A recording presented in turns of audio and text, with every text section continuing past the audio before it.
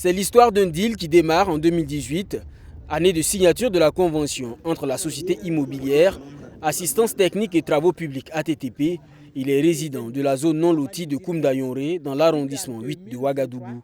Selon ces riverains, ATTP n'a pas respecté les engagements pris pour le lotissement d'environ 72 hectares de terre.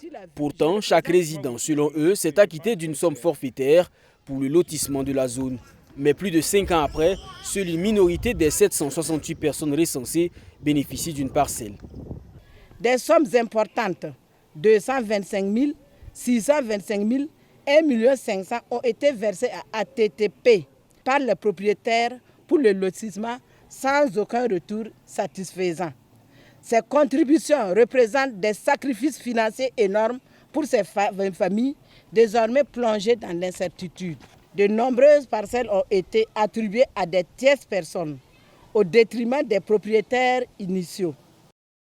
Le promoteur a décidé de délocaliser une partie des résidents non attributaires dans la commune de Tanguenda-Souri sur un site non loin de la voie de contournement.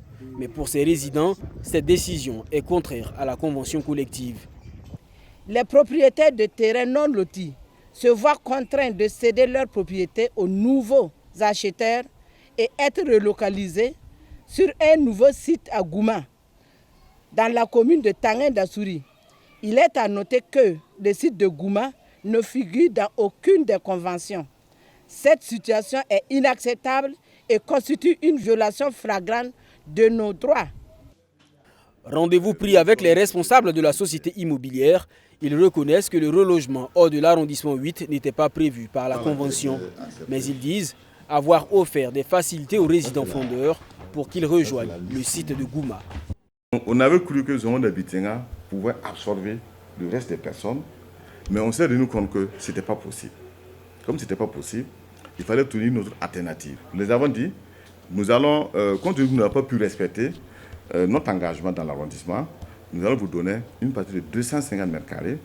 Au lieu de 1 500 000, vous allez payer 500 000. Et 500 000 payables par tranche, par tempérament, dans le compte de la société. Les non-résidents qui payaient 600 000, nous les avons dit de payer 250 000 et de récupérer une parcelle de 250 mètres carrés. Selon le patron de ATTP, à ce jour, seulement 104 résidents sur les 768 de départ n'ont pas encore été installés. Et ce serait une partie de ces résidents qui tentent de faire échouer son projet de lotissement. Dans jour d'aujourd'hui, quand on rentre dans les 104 personnes, il y a 36 personnes, dont ceux qui ont animé la conférence de presse, qui s'opposent au projet, qui ont dit qu'ils ne sont pas d'accord, parce qu'ils veulent rester sur le terrain de Zongo. Ils ont simplement dit qu'ils souhaiteraient qu'on les garde dans leurs habitations telles que.